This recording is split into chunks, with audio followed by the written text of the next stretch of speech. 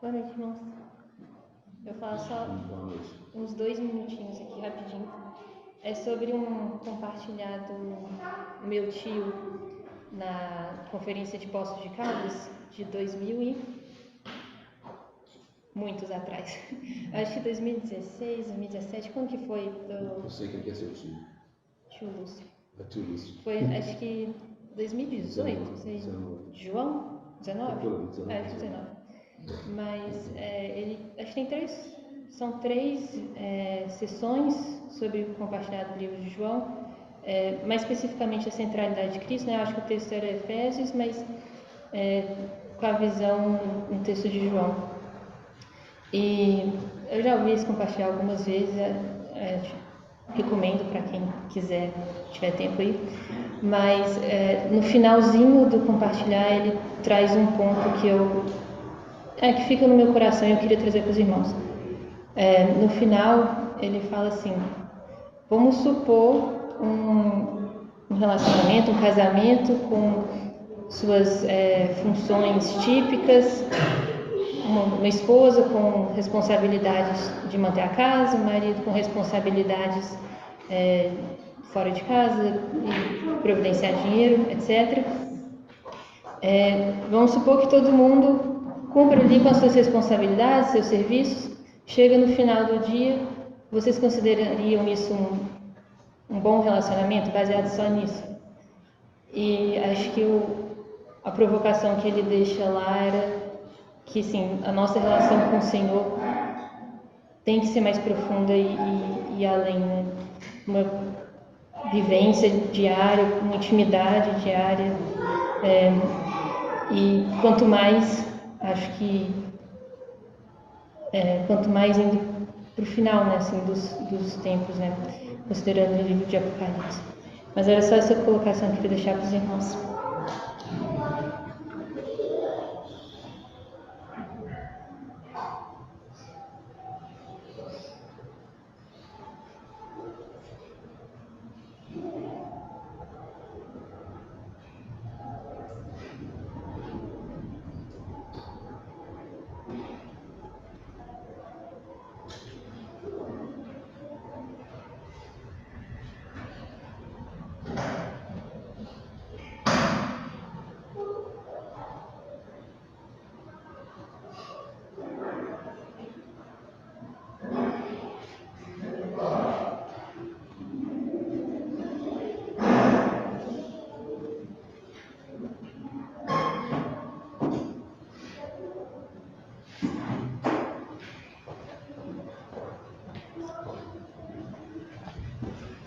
Não, fico olhando esse tipo, parece que eu tô na polícia.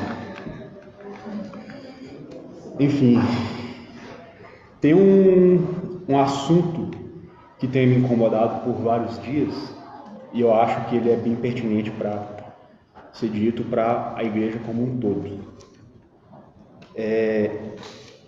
Quem tiver condição de anotar, anota Daniel 9, porque isso vai ser uma para casa para durante a semana. Vou ler 2 partes para ver se faço os irmãos entenderem o meu ponto. Assim, primeiro de Daniel, depois eu vou pincelar alguns outros versos. E diga-se de passagem, 1 minuto e meio também, acho que eu não tenho muito o que dizer, mas eu acho que tem muito ao que ser levado durante a semana. Então, Daniel 9 começa assim: no primeiro ano de Dario, filho de Assuero, da linhagem dos Medos, o qual foi constituído rei sobre o reino dos caldeus. No primeiro ano do seu reinado, eu, Daniel, entendi pelos livros que o número dos anos de que falara o Senhor ao profeta Jeremias, que haviam de durar as assolações de Jerusalém, era de 70 anos. Quem quiser pesquisar com mais calma, vê lá em Jeremias a profecia de que realmente eles vão ficar exilados por 70 anos. Só que o ponto que eu quero traçar desse tempo de Daniel com os dias atuais imagine que em um paralelo a gente vai dizer o seguinte: nós, no nosso tempo atual, entendemos pelos livros, pelas profecias, que o Senhor está às portas, certo? Às portas. Ele vai voltar em muito, muito breve, certo? E agora, aqui eu vou ler bem rapidamente, provavelmente vocês vão reconhecer, né? Em 2 Pedro, que fala que o Senhor sabe livrar da provação os piedosos e reservar sob castigo os injustos para o dia de juízo. Então, assim, os piedosos o Senhor sabe livrar. E nós temos exemplos disso desde Gênesis, desde Noé, que foi livre do dilúvio, né? Especialmente aqueles que ensinam. Ele dá os exemplos aqui, né? Livrou desde Noé até Ló, de Sodoma e Gomorra, né? Moisés tirou o povo do Egito, né? Mas o ponto que eu quero o segundo ponto que eu quero o Senhor sabe livrar da provação os piedosos e reservar os injustos para o dia do juízo. Sabe livrar da provação os piedosos. Os fariseus, né, em uma das falas de Jesus fala que naquele dia muitos dos fariseus, quando chegarem até ele achando que estão bem, estão salvos, estão com ele para sempre, vão falar assim: Senhor, em teu nome nós expulsamos demônios, né? Nós profetizamos, fizemos milagres, e o Senhor vai falar assim: eu não conheço vocês, afastem-se de mim, vós que praticais a iniquidade, né? E aí, vendo essa parte aqui de que o Senhor sabe livrar da provação os piedosos, né? Lá em Salmo 139, essa eu acho que é a primeira metade do X da questão. 139, 23. Sonda-me, ó Deus, e conhece o meu coração. Prova-me e conhece os meus pensamentos. Vê se há em mim algum caminho mau e guia-me pelo caminho eterno. E se for ver Provérbios também, várias vezes fala que o Senhor prova e conhece o coração dos homens, né? E qual que é o ponto dessa parte aqui de 2 Pedro com a sondagem? E quem lembrar também Hebreus 4:12, quando fala da palavra do Senhor, que é viva e eficaz, né? Mais cortante que qualquer espada, né? E que penetra a ponto de separar as medulas, né? Sabe discernir os desejos, ninguém me lembra, né? Os propósitos, os desejos do coração. É só vir para cá que me lembra, mas fica muito piorzinho. Deu para entender. E aí, qual que é a questão? O povo de Deus que é fiel, o Senhor sabe livrar. Mas aqueles fariseus que Jesus estava mencionando, parece que eles ficaram surpresos, né? Parece que eles confiavam muito que eles tinham uma vida muito boa, mas no final eles vão achando assim: não, mas como que aconteceu isso comigo? Eu sempre pensei que eu fosse muito bonzinho, eu achava que eu merecia mesmo. Mas que Deus é que sabia sondar de verdade como é que era o coração e os pensamentos dele. Agora, em Daniel, eu meio que pulei, quer dizer, eu só li os 2 primeiros versos, mas eu acho que a grande questão é exatamente a partir do verso 3, né? Porque no primeiro ano do seu reinado, eu, Daniel, entendi pelos livros que o número de anos de que falaram o Senhor ao profeta Jeremias, que haviam durado as relações em Jerusalém de 70 anos. O que Daniel fez quando ele descobriu isso? Voltei o rosto ao Senhor Deus para o buscar com oração e súplicas, com jejum, pano de saco e cinza. Então, o tempo, ele viu que estava chegando o tempo deles acabar o exílio e eles voltarem para Jerusalém. O que ele foi fazer? Se arrepender, né? E intercedeu pelo povo, inclusive. O porquê que eu falei, anotem o capítulo 9.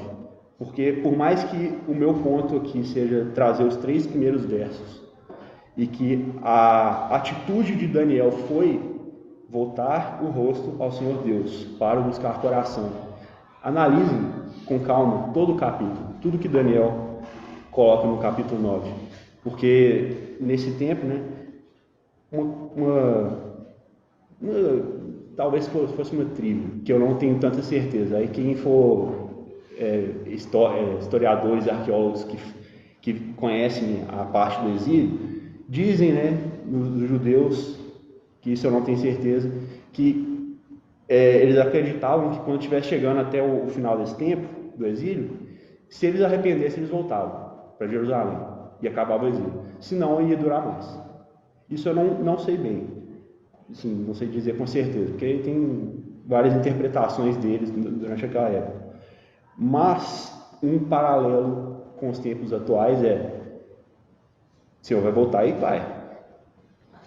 Então, orem, arrependam-se, estejam de pé, supliquem a Deus para que sonhem verdadeiramente o coração, porque se cada um da igreja vai ser livre, é porque o Senhor vai sondar cada um e vai ajudar, vai derramar verdadeiro arrependimento, verdadeira mudança, para que nós sejamos, como lá a 2 Pedro fala, sabe livrar da provação os piedosos e reservar para o castigo os injustos para o dia do juízo. E para complementar essa parte de que Daniel, quando ele entendeu o que estava para acontecer, ele voltou o rosto para o Senhor com orações e súplicas.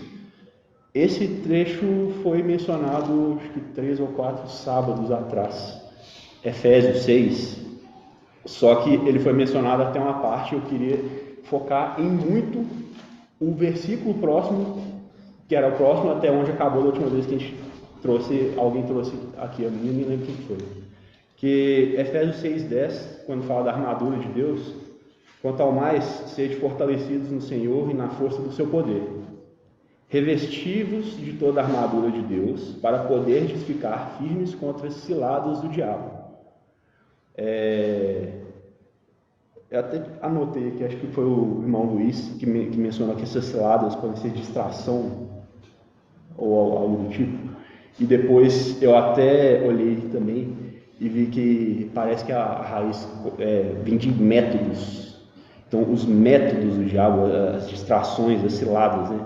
Para poder ficar firmes contra as ciladas, contra as distrações. Porque a nossa luta não é contra o sangue e a carne, sim contra principados e potestades, contra os dominadores deste mundo tenebroso, contra as forças espirituais do mal, nas regiões celestes. Portanto, tomai toda a armadura de Deus para que possais resistir no dia mau, depois de ter vencido tudo, permanecido inabaláveis. Vai falar aqui cada parte da armadura, o capacete, a espada, o escudo, o evangelho vai calçar nos pés, então algum calçado, né? E o que eu queria trazer com muita ênfase é o verso 18. Com toda oração e súplica, orando em todo o tempo no Espírito, e para isso vigiando, com toda perseverança e súplica por todos os santos. Então, o que me incomoda muito nos tempos, nessas últimas semanas todas, é que os dias maus estão chegando. É tempo da igreja estar diante de Deus com toda oração e súplica, a todo tempo, sabe? Nós não podemos ficar dormindo em silêncio, assim, com todas as coisas que estão acontecendo, com todas as coisas que estão para acontecer, sabe? Eu não tenho o direito de apontar o dedo para ninguém, talvez só para mim mesmo, mas que, como é tempo de a igreja estar diante de Deus em busca verdadeira, em oração, eu gostaria só mais de encorajar os irmãos, todo mundo, cada um. Não quero que ninguém ouça isso como se eu fosse um juiz ou como se eu estivesse querendo dar qualquer tipo de ordem, mas que cada um, a cada dia, esteja tanto em orações individuais, em todo momento, e não menosprezem, não deixem, assim, se for possível, dentro de toda a possibilidade, estejam em orações corporativas também. Estejam com os irmãos e irmãs em oração, quando puderem, sabe? Porque nessa parte que fala da armadura de Deus, pior que o Vaguinho não está aqui, ele era um outro militar, mas também tem o Francisco.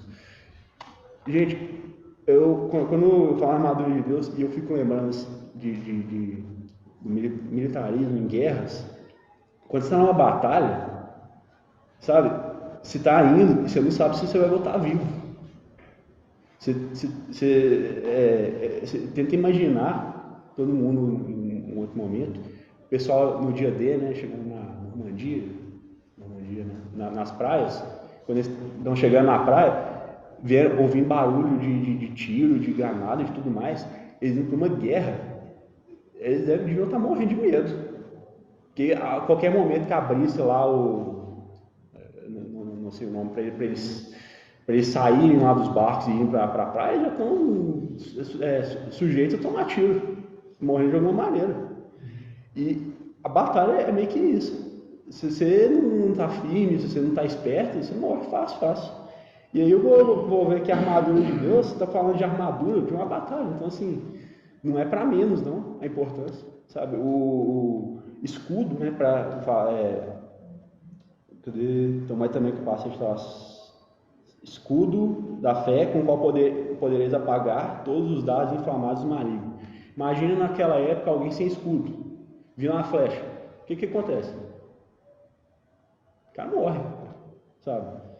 Não, quando eu lembro dessa parte da armadura de Deus, esse peso do que é uma guerra me mostra muito assim.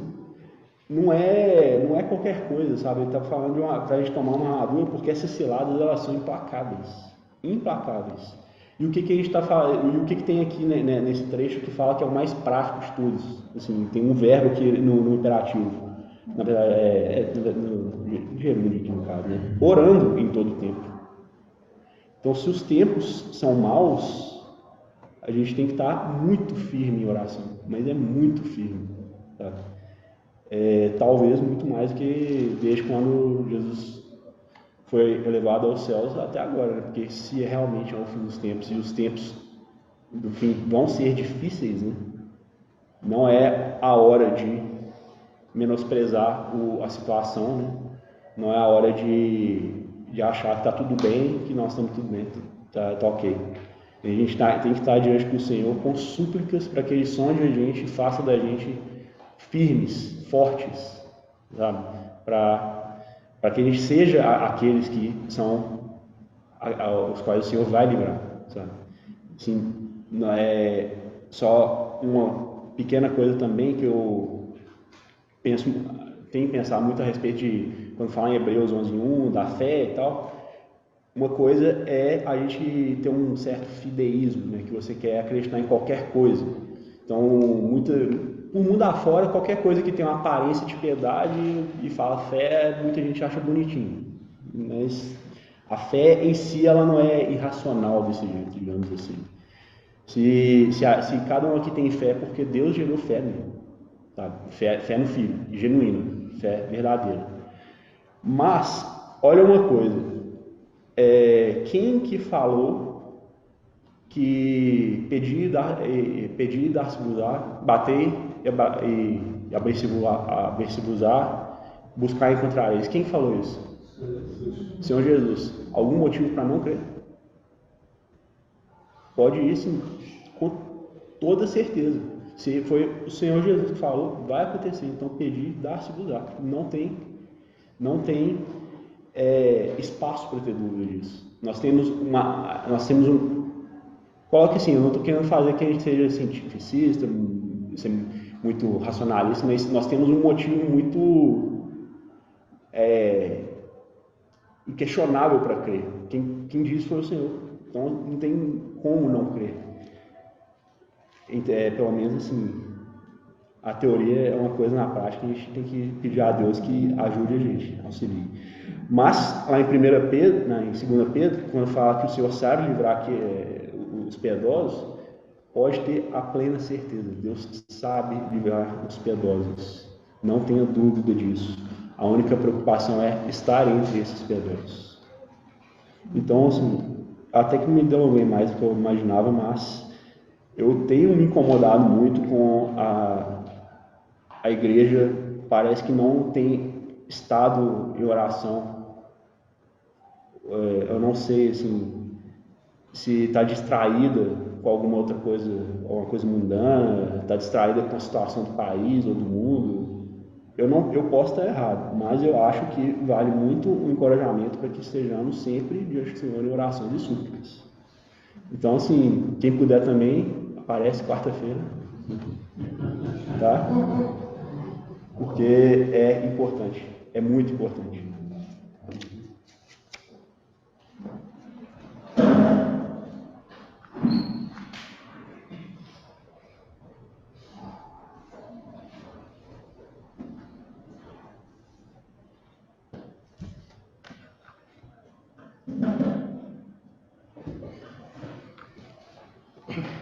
Irmãos, eu queria ler com vocês 1 Coríntios 12, a partir do verso 12.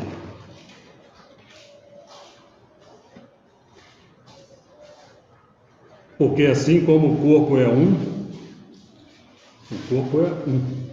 e tem muitos membros, e todos os membros, sendo muitos, constituem um só corpo, assim também com respeito a Cristo. Pois em um só Espírito todos nós fomos batizados, em um só corpo, quer judeus, quer gregos, quer escravos, quer livres, e a todos nós foi dado beber de um só Espírito. Porque também o corpo não é um só membro, mas muitos. Se disser o pé, porque não sou mão, não sou do corpo, nem por isso deixa de ser do corpo. Se o ouvido disser, porque não sou olho, não sou do corpo, nem por isso deixa de o ser. Se todo o corpo fosse olho, onde estaria o ouvido? Se todo o corpo fosse ouvido, onde o olfato? Mas Deus dispôs os membros, colocando cada um deles no corpo como lhe aprouve. Se todos, porém, fossem um só membro, onde estaria o corpo? O certo é que há muitos membros, mas um só corpo. Não podem os olhos dizer à mão, não precisamos de ti, nem ainda a cabeça aos pés, não preciso de vós. Pelo contrário, os membros do corpo que parecem ser mais fracos são necessários. E os que nos parecem menos dignos no corpo, a estes damos muito maior honra. Também os que em nós não são decorosos, revestimos-nos de especial honra. Mas os nossos membros nobres não têm necessidade disso. Contudo, Deus coordenou o corpo, concedendo muito mais honra àquilo que menos tinha. Para que não haja divisão no corpo, pelo contrário, cooperem os membros com igual cuidado em favor uns dos outros.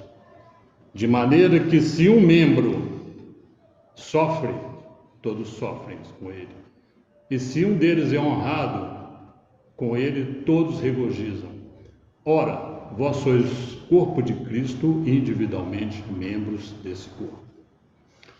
Irmãos, na igreja do Senhor, no corpo do Senhor, não cabe individualismo. Nós temos que tomar muito cuidado uns com os outros. O mandamento importantíssimo, né, que nós sabemos, que o Senhor disse, né, que sem eles, como está lá em Mateus 22, né, sem esses dois mandamentos, amar a Deus, não é acima de todas as coisas, pelo amor de Deus, tá? É amar a Deus de todo o coração, com toda a sua alma, com todo o seu entendimento, e Marcos fala, com todas as suas forças. E o segundo mandamento, amar ao próximo como a ti mesmo, e desses dois mandamentos dependem toda a lei e os profetas. Ele está dizendo que nós temos que estar juntos. O corpo é edificado junto. Nenhum membro vai sobressair na presença do Senhor. Imaginem se a mão desenvolvesse e ficasse uma mão desse tamanho. Como é que seria esse corpo? Completamente anômalo, anormal. E o Senhor não vai permitir que o corpo dele desenvolva de forma desordenada ou com anomalia. O Senhor está nos dizendo claramente com isso que cada membro do corpo tem a sua importância. E essa importância tem que ser para todos nós. Não pode haver divisão no nosso corpo. Nós não podemos olhar para um irmão com qualquer outro tipo de pensamento ou até ação, tá certo? Que seja diferente do amor que o Senhor tem por nós. Isso tem tocado muito meu coração, como já foi dito aqui agora mesmo. Nós precisamos estar juntos, irmãos, o tempo todo. O corpo só desenvolve como corpo. Jesus falou, eu edificarei o meu corpo. Então, Ele está nos edificando.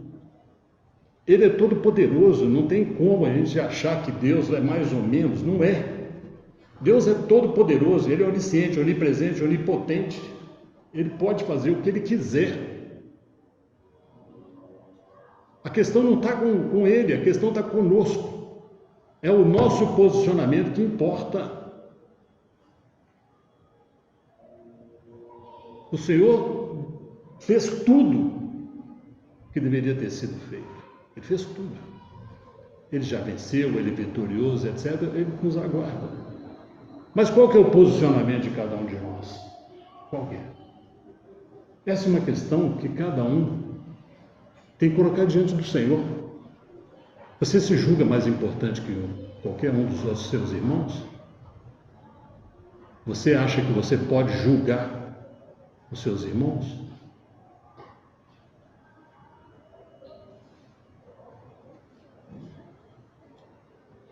Que pensamento passa na sua cabeça a respeito dos seus irmãos? Qual que é o seu comportamento em relação aos seus irmãos? Essas são perguntas que nós devemos refletir sobre elas. Não é com os irmãos, não é diante do Senhor. Choramos com os que choram, sofremos com os que sofrem. Foi dito isso aqui. Né?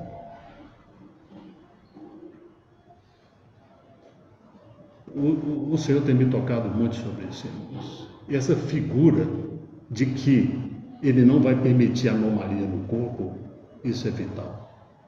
Ele não vai permitir que a mão cresça de forma desordenada e fique com a mão desse tamanho. Imagina, você tem um corpo, eu com a minha mão desse tamanho. Imagina isso. Ou o seu pé fique um monstro, né? Cresça, cresça, cresça. O Senhor vai edificar o corpo como um todo. Para o Senhor, o que importa é o corpo, não é cada um de nós, individualmente. O que importa é o corpo.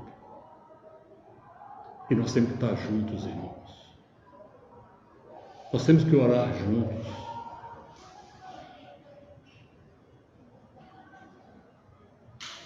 Nós temos que sofrer juntos, nós temos que estar alegres juntos. Foi falado aqui um pouco antes sobre a questão de família, né? Esse é o campo que o Senhor criou, a menor unidade desse corpo, para que você possa experimentar o que é isso. Colocou você e sua esposa e marido juntos, e vocês ali vão viver, né? Vão viver uma vida que ela tem que ser edificada, e juntos. A palavra não diz que nós somos uma só carne. Você juntou com alguém, você é uma só carne. Você é um corpo inteiro. Qual que é o tratamento que você tem com sua esposa, seus filhos? Qual que é o tratamento que a esposa tem com o marido? Essa unidade, irmãos, essa pequena unidade, ela é de extrema importância. Porque o Senhor nos trata, olhando para o Senhor, Ele nos trata com carinho, com ternura, né? Nos disciplina. E Ele morreu por cada um de nós. E na palavra é dito que o homem tem que morrer, tem que dar a própria vida dele pela esposa. Qual que é a importância, irmão? Qual que é a importância do corpo para o Senhor? Eu quero deixar essa reflexão, porque essa reflexão está presente na minha vida nesses momentos atuais. Eu quero deixar essa reflexão com os irmãos. Porque cabe a nós, irmãos, cabe a nós nos prostrarmos diante do Senhor e pedir a Ele que nos conduza na edificação desse corpo e que possamos ser cooperadores com Ele nessa edificação, Para isso, irmãos, nós temos que abrir mão de muita coisa, do nosso ego, do nosso orgulho, da nossa vaidade, de muita coisa. Graças a Deus eu tenho experimentado isso nessa unidade, né? São 52 anos juntos e o Senhor tem mantido a gente da mesma forma. A Graça chegou hoje de viagem e foi uma alegria, porque estava difícil ficar sem ela, né? Durante uma semana. E a gente comemora isso de uma forma plena, porque é muito bom estar juntos, né? Como é muito bom estar juntos aqui.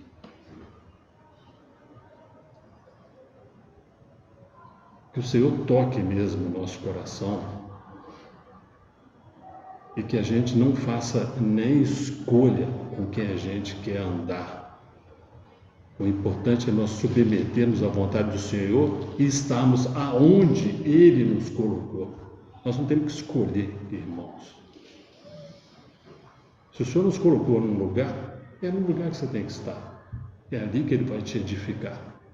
Se você se sente constrangido por alguma coisa, com certeza, irmãos, é porque Ele está te mostrando o tanto que você precisa estar aos pés dEle, para que Ele possa te disciplinar como tem que ser.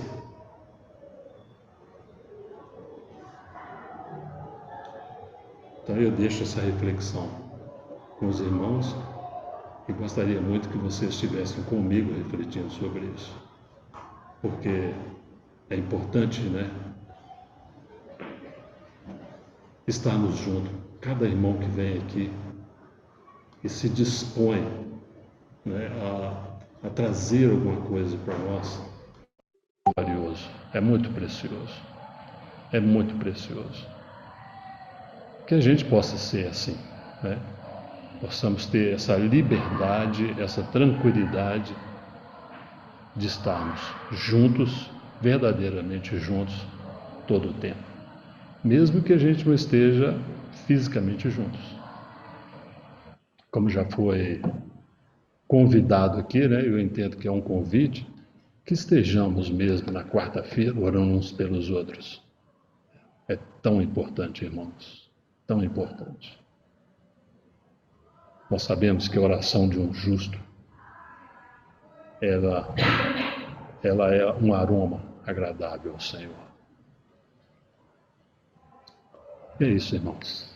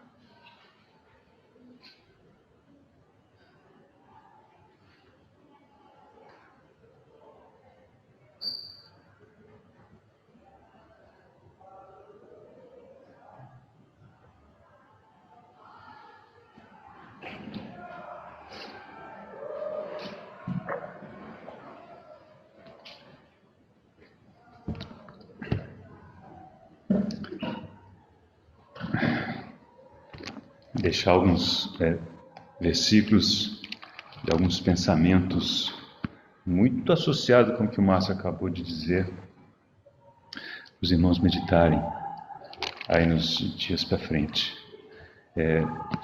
São coisas tão interconectadas, mas eu vou colocá-las de forma mais ou menos solta, porque eu não estava preparado para falar hoje, mas existem essas coisas borbulhando dentro de mim e eu vou aproveitar esse momento para deixar isso com os irmãos para avaliação dos irmãos e para a meditação de cada um. Nós vamos começar com aquele arrazoado do apóstolo Paulo no capítulo 7 do livro de Romanos, porque aqui me parece que encontramos um princípio útil e que se aplica à situação que temos vivido nesses últimos anos, né? 2, 3 anos.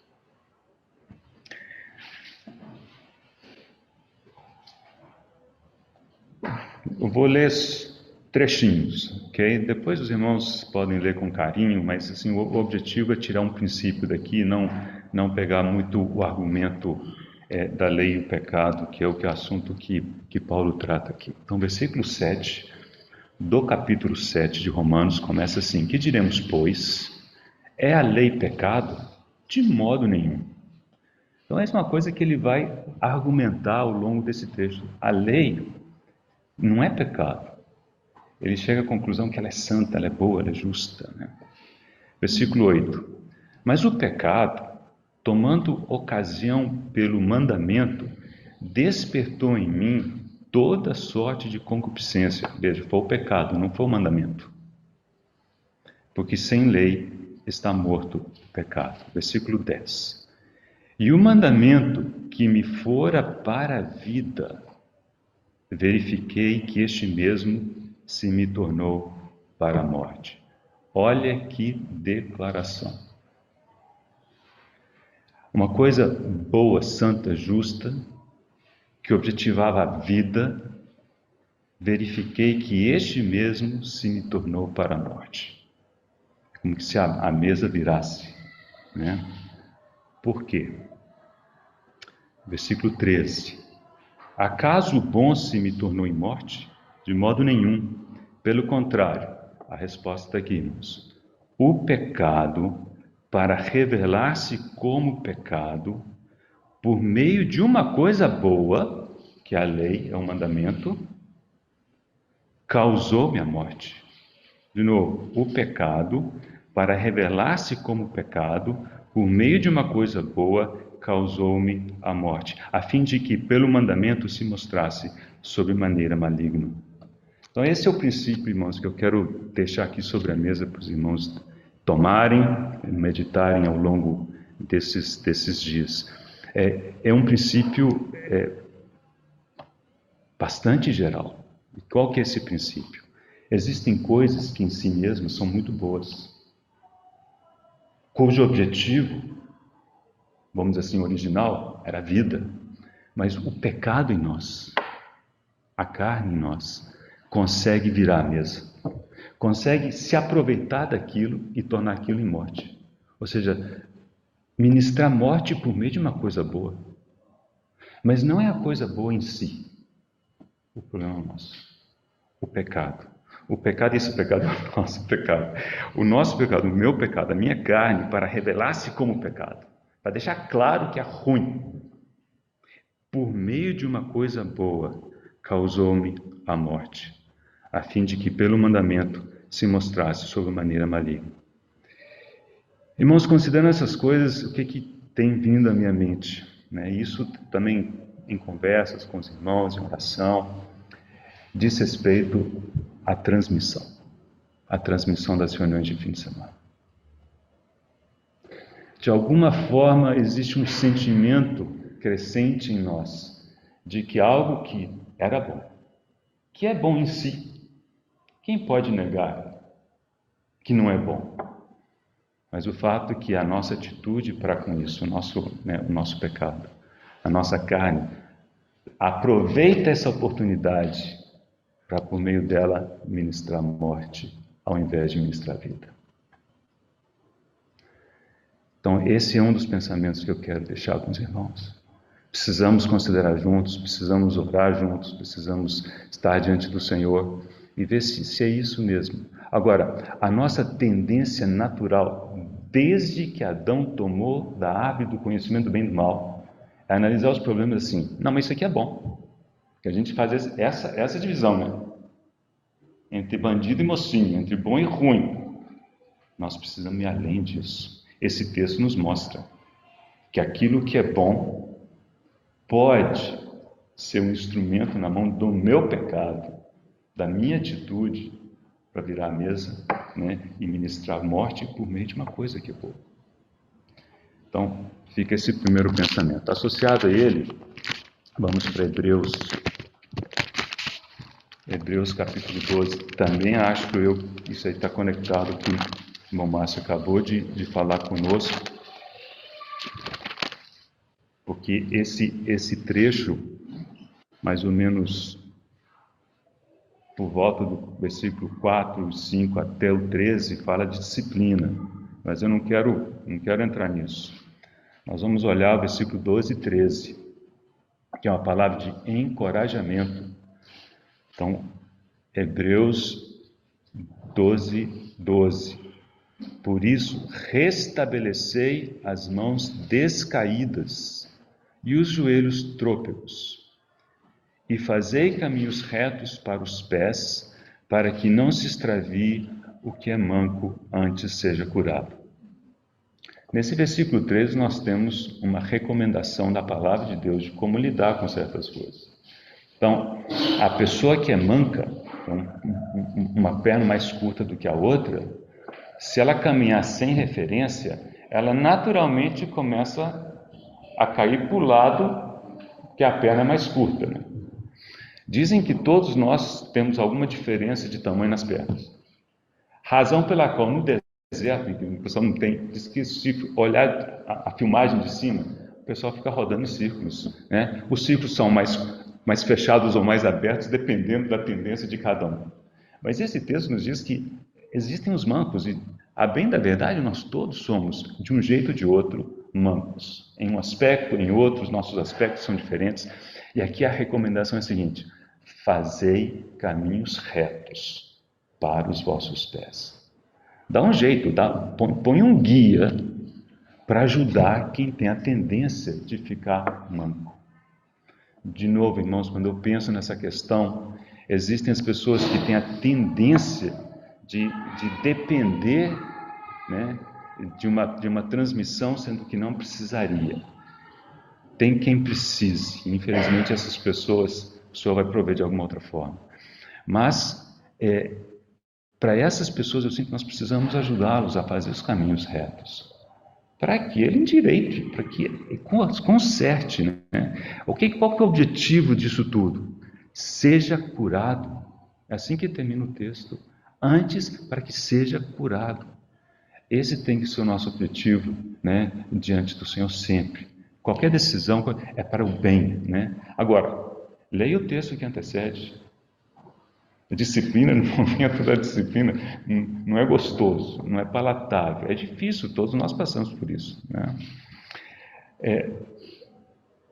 Então, irmãos, nós não decidimos ainda a respeito da questão da gravação, quando e como nós vamos parar com isso, mas eu quero antecipar para os irmãos que eu tenho percebido uma certa, digamos, confirmação entre vários irmãos de que realmente não tem sido, foi uma bênção enquanto precisou. Mas nós estamos em quase um ano, vai estar completando um ano que nós voltamos ao presencial. E muita gente que vinha não vem mais, penso eu, porque se fia dessa muleta, né? Então, aquilo que era para a vida, por causa do pecado, se me tornou em morte. E se for isso mesmo, irmãos, o que nós vamos fazer? Né? Nós não podemos, como o Márcio acabou de dizer, nós não podemos não nos importar. Ah, não, deixa eu falar. Toca o bonde com quem quer vir. Não é isso, irmãos. Qual que é o nosso coração? Né? Então precisamos depender do Senhor. Qualquer decisão sempre tem um lado, tem o outro, né? Por isso que nós precisamos que o Senhor nos dê um caminho. Precisamos que o Senhor mostre o como, o quando, o onde, né? E essa é a nossa dependência. Mas eu precisava trazer esses pensamentos para os irmãos considerarem e amadurecerem juntos, né? Agora, talvez um viés ainda conectado, mas talvez um pouco mais leve, assim espero. Domingo passado tivemos os batismos, em Esther de Natan. E eu, considerando os textos que eu li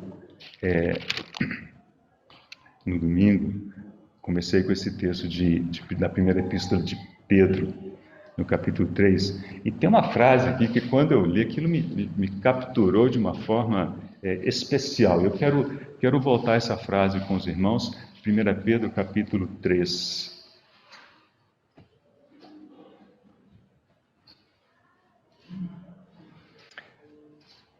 Vamos ler exatamente o mesmo texto que lemos no domingo. Então, começando do versículo 18. 1 Pedro, capítulo 3, versículo 18. Pois também Cristo morreu uma única vez pelos pecados, o justo pelos injustos, para conduzir-vos a Deus, morto sim na carne, mas vivificado no Espírito, ou vivificado pelo Espírito, e aí no caso o Espírito Santo, no qual também foi e pregou aos espíritos em prisão, os quais, noutro tempo, foram desobedientes, e agora esse tempo se refere ao tempo de Noé, quando a longanimidade de Deus aguardava nos dias de Noé, enquanto se preparava a arca, na qual poucos, a saber 8 pessoas, foram salvos através da água, a qual, figurando o batismo, agora também vos salva, não sendo a remoção da imundícia da carne, mas a indagação de uma boa consciência para com Deus, por meio da ressurreição de Jesus Cristo, o qual, depois de ir para o céu, está à destra de Deus, ficando-lhes subordinados anjos e potestades e poderes. Irmãos, a frase aqui diz respeito à longanimidade de Deus. E diz quando a longanimidade de Deus aguardava nos dias de Noé. Essa frase para mim foi algo assim, o Deus do universo, exercitando longo ânimo, paciência, aguardava. Irmãos, não é necessário entrar em detalhes do estado moral das pessoas mundo afora nos dias de Noé. E o texto diz, Deus aguardava, Deus esperava, Deus estava exercitando paciência. E o ânimo de Deus é infinito, longo ânimo. Mas o texto nos dá uma dica importantíssima. O que ele estava aguardando? Ou ele estava só esperando ver se o pessoal ia melhorar? Claro que não era isso. O texto diz o que ele estava aguardando. Aguardava nos dias de Noé enquanto se preparava a arca. Ele estava esperando a arca ficar pronta. Então, logo a arca ficou pronta, chamou Noé, falou, Noé, o negócio é o seguinte, entra na arca tu e tua família, porque daqui a 7 dias vem água. Eu vou acabar vou estabelecer meu juízo. E foi o que aconteceu, né? Agora, a arca é claramente uma figura do Senhor Jesus. Estão falando disso no domingo, né? Mas de uma forma assim, mais contextualizada, o que eu quero dizer, podemos imaginar, né? E aproveitando o texto que o irmão Márcio acabou de ler, 1 Coríntios 12, quando ele descreve, né, questões da igreja, e a gente acha que a frase vai terminar assim, portanto assim é a igreja, ele diz, não, assim é Cristo, né? Porque a igreja é o corpo do Senhor, né? Ele é o cabeça, mas nós somos seus membros, somos um. Então, sobre esse aspecto, podemos imaginar que a igreja pode ser essa arca também. Hoje, por que o Senhor ainda não voltou a estabelecer seu juízo? Porque a longanimidade de Deus aguarda. E foi o Senhor Jesus Cristo que disse, assim como foi nos dias de Noé, também será na vinda do Filho do Homem. Então não é uma coisa assim impressionante, irmãos, que o Senhor Deus hoje esteja aguardando, esperando pela gente, vamos colocar assim, né? Mas esperando o quê? Que a arca fique pronta. Agora, só o Senhor sabe o que é ficar pronta a arca, porque essa é a obra dele. Mas pergunta, temos nos achado cooperadores do Senhor nesse afã? Ou nós queremos que Deus aguarde? E se nós bobearmos, a porta fecha e nós estamos fora da arca? Claro que nós não vamos perder a salvação, mas o que eu estava pensando? Outro pensamento para os irmãos imaginarem. Quando o Senhor falou do sal, nós somos sal e nós somos luz. Sal sempre será sal e luz sempre será luz. Então o Senhor não questiona isso, mas o Senhor faz um alerta. Ele diz o seguinte, o sal corre um risco, a luz corre um risco. Qual que é o risco da luz? né? Que ele diz o seguinte: ninguém acende uma candeia para colocá-la debaixo do alqueire. Antes tem que ficar num lugar visível para iluminar. Então, o perigo da luz é ficar escondido. Ela é luz. Mas se ficar num lugar que não ilumina, que não traz luz, de que adianta? E o sal? Ele pode perder o sabor. Pode perder aquela característica tão própria dele, que era utilizada inclusive para, né, reter a decomposição das coisas. O pessoal salgava, o pessoal salga a carne, o pessoal que seca a carne no sol, antes passa no sal, antes, porque isso conserva. E o que ocorre? Segundo as palavras do Senhor, o sal que perde o sabor. Ele não diz que deixa de ser sal, mas ele diz que para nada aproveita, a não ser para ser jogado em terra e ser pisado pelos homens. Quem perder o sabor vai ser pesado, entre aspas, ao longo, né, de algum período de tribulação pela frente. Irmãos, que não seja o meu caso, que não seja o seu caso, né? Precisamos perseverar diante do Senhor, né? Precisamos ser achados cooperadores com o Senhor nessa obra que é dele, mas na qual ele nos inclui. O cabeça não pode dizer aos pés: não preciso de vós. Percebeu aquele texto? Que coisa forte! É quase que dizer que o Senhor precisa de nós. Ele que comanda, ele é o cabeça. Mas vocês devem ter visto as pessoas que ficam tetraplégicas. Só a cabeça que não tem, manda comando, o corpo não reage, né? Então vamos terminar com um versículo, se a gente foi Nerissa que me lembrou dele, também em Hebreus, e com isso eu vou encerrar, em Hebreus capítulo 10, aquele versículo que fala, né, que não devemos deixar de nos congregar. Mário também falou a respeito disso há pouco tempo. Capítulo 10, a partir do versículo 24,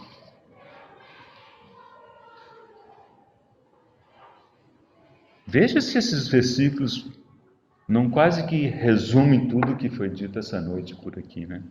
Consideremos-nos também uns aos outros.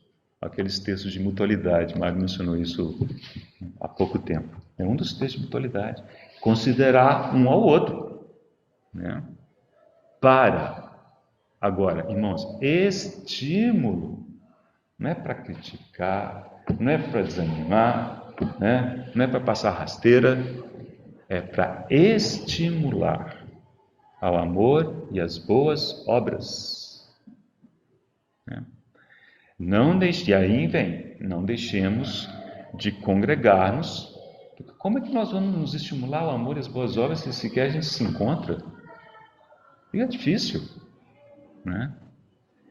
Como é costume de alguns, antes façamos admoestações, agora é essa frase: e tanto mais quanto vedes que o dia se aproxima. O Filipe foi muito enfático aqui agora, da volta do Senhor, da premência. Assim a gente crê, a gente quase que sente. Bom, isso é verdade. Então, tanto mais quanto vemos que o dia se aproxima. Se nós vemos que o dia se aproxima, então nós devemos corresponder com uma atitude, né, de intensidade. Então, o dia está cada vez mais perto, então nós vamos fazer essas coisas com tanto maior intensidade, com tanto maior cuidado, né? Quando o Senhor diz na sua palavra de apressando, né, a vinda do Senhor, sempre fica assim, pensando o que é isso, porque Deus tem seu calendário e Ele não se adianta, Ele não se atrasa, né, na soberania dEle.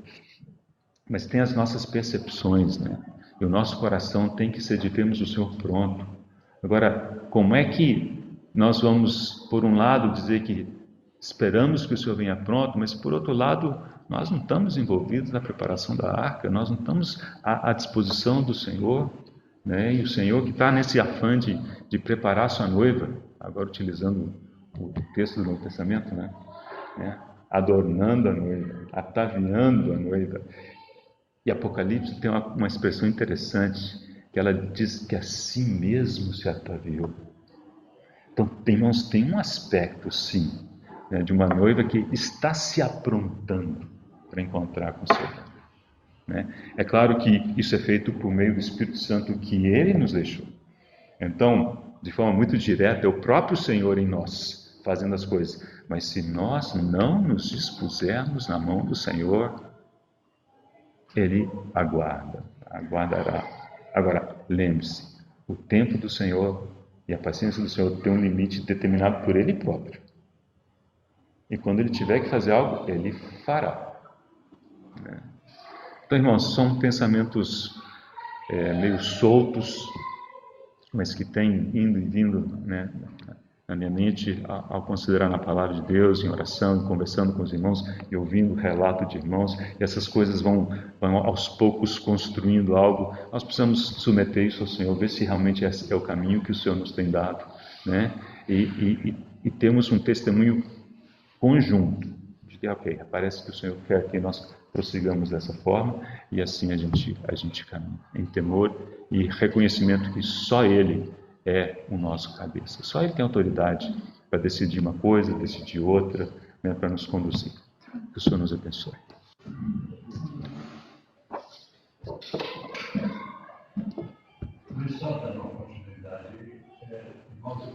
Irmão, por enquanto é para o benefício daqueles que estão longe, se não puder vir aqui. Desculpa, não poder ir até o irmão. Não tem lógica.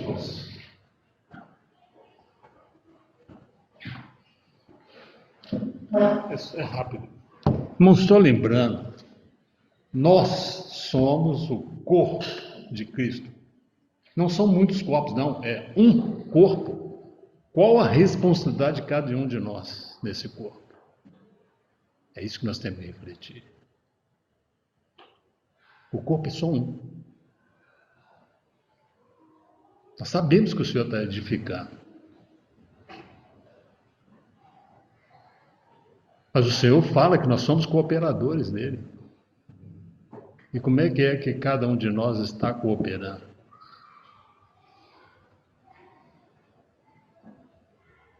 Vamos refletir sobre isso. O corpo é um só. Tem muitos membros. Esses membros, irmão, têm que estar ajustados. Tem que estar ajustados.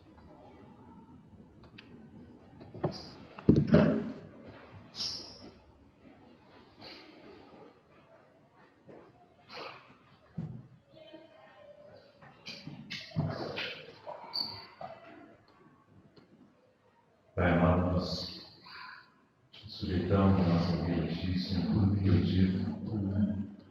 Senhor, nós pedimos que o Teu Espírito, Senhor, apague na nossa memória tudo que não tem ouvido de Ti, Senhor. Que nós não queremos nos preocupar com nada que não seja do Senhor do Pai, Senhor. Por outro lado, também pedimos que pela Tua misericórdia, pela Tua bondade, pela ação do Teu Espírito, que o Senhor confirme em nosso coração aquilo que vemos. Amém. Amém. Senhor, Tu disseste que quem segue o Senhor não anda em trevas. Senhor, é justo que nós peçamos ao Senhor luz e caminhos retos para os nossos pés, para que a gente caminhe sem tropeçar. Senhor, livre-nos do mal. Guarda-nos. Sabemos que o inimigo se levanta para se opor a Ti, para se opor a tudo que diz respeito à Tua obra, em nós, também de nós. Sabemos que o inimigo se levanta para criar animosidade, mas nós não ignoramos os desígnios.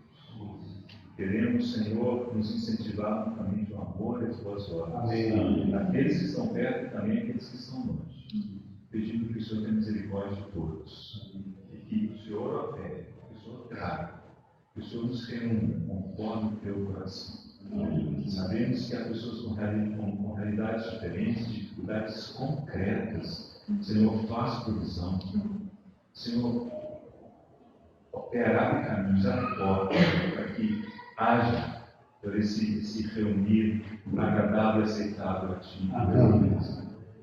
Senhor, a nossa declaração de dependência de Ti. Nós dependemos, sim, precisamos que o Senhor nos ajude. Amém. Precisamos que o Senhor nos conduza. Precisamos que o Senhor nos guie no caminho de paz. Sim. Mas de acordo com a Tua vontade. Amém. Você conhece aquele que está desanimado ainda. A troca fortalece. Aquele que está em dúvida, Senhor, fala o seu coração. Aumenta-nos a fé. Amém. Aumenta-nos a fé. como nós precisamos crescer juntos, Jesus. E, Senhor, tanto mais quanto vemos que o dia se aproxima. Maranata.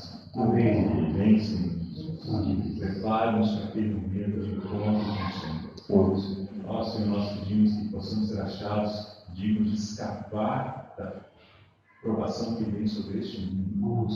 Ajuda-nos a perseverar em oração. Amém. Ajuda-nos a guardar a palavra da perseverança. Para que isso nos guarde daqueles. Oramos confiadamente e agradecidos sobre o nome de Jesus. Amém. Amado Senhor, nós sabemos pela tua palavra, Senhor, que o Senhor ordenou, Senhor, que a arca fosse preparada. O Senhor deu uma responsabilidade de Noé. Mas não cabia a Noé preparar essa arca, Senhor. Nós queremos te pedir, Senhor, que o Senhor desperte em cada um de nós essa noção de responsabilidade. Amém. Que possamos, Senhor, estar com os filhos do Senhor, porque sabemos que quando foi o tabernáculo, Senhor, preparado também, foi o Senhor mesmo que deu toda a capacidade para aqueles que iriam, Senhor, trabalhar ali na preparação do tabernáculo. Sabemos que tudo bem, Senhor. Mas sabemos também, Senhor, que há necessidade que os nossos corações estejam completamente focados no Senhor, dispostos, preparados também para receber as incumbências do Senhor. Então, desperta mesmo em nós essa responsabilidade. E nós entregamos mesmo as nossas vidas nas tuas mãos, consagramos mesmo, Senhor. Agradecemos, porque o Senhor tem sido tão terno, tão carinhoso, tão preciso com cada um de nós, quando o Senhor se revela a nós e nos mostra o caminho que devemos seguir. Amém. O teu santo e preciosíssimo nome, nosso Senhor Jesus, que nós oramos e damos graças ao nosso Deus e Pai do Senhor. Amém. Amém. Mas seguindo a verdade em amor, cresçamos em tudo naquele que é a cabeça Cristo, de quem todo o corpo, bem ajustado e consolidado pelo auxílio de toda junta, segundo a justa cooperação de cada parte, efetua o seu próprio aumento para a edificação de si mesmo em amor. Não precisasse de complementação, né? Mas reforçando o ponto. Não sei que no final, mas como Noé caminhava com Deus, né? E ele foi escolhido por Deus para poder preparar aquela arca, né? Hoje a gente vê que isso é alguma coisa de maneira corporativa, não é um Noé, né? São vários Noéses. Na verdade, o Senhor tem disposto a você e a mim, né, para podermos ter essa função, como foi trazida essa tipologia tão bonita, né, para poder, de fato, edificar, construir a arca, né? Como que o Senhor vai edificar o seu corpo? É através dos seus membros, né? É a cabeça, o Senhor como cabeça, mas através de uma questão muito prática, né? É espiritual, mas é muito pragmático. Que o Senhor realmente possa nos fortalecer com essas palavras, né? E lembrando, você mencionando a janela mais ampla, o irmão fala disso aí, Noé. E às vezes, assim, Deus vai falar para Noé, faz a arca e coloca 8 pregos bem lá de fora da arca, você pendura num, você expôs no outro e assim por diante. Para ser salvo. Até quando? E suportaria ficar ali segurando os pregos lá de fora. Mas por um lado, você está dentro dessa arca. Descansar no Senhor. Do outro lado, nós vamos estar divertidos aqui. É lembrarmos dos outros. Mas, irmãos, não existe aquecimento de comunhão verdadeira em que possamos experimentar sabor, frescor, cuidar do Espírito, eu lá na minha casa, você na sua casa. Mas é juntos. Aí o Senhor ordena isso. Por isso é importante orar nesse sentido. Que até o ponto, como o negócio que foi bom. Mas será agora? Precisamos entender, precisamos estar juntos com os outros. Lembrarmos mutuamente uns dos outros. Isso faz toda a diferença. Somos abençoados. Habite ricamente em vós a palavra de Deus. Instruí-vos e aconselhai-vos mutuamente em toda sabedoria, louvando a Deus com salmos, hinos e cânticos espirituais, com gratidão em vossos corações.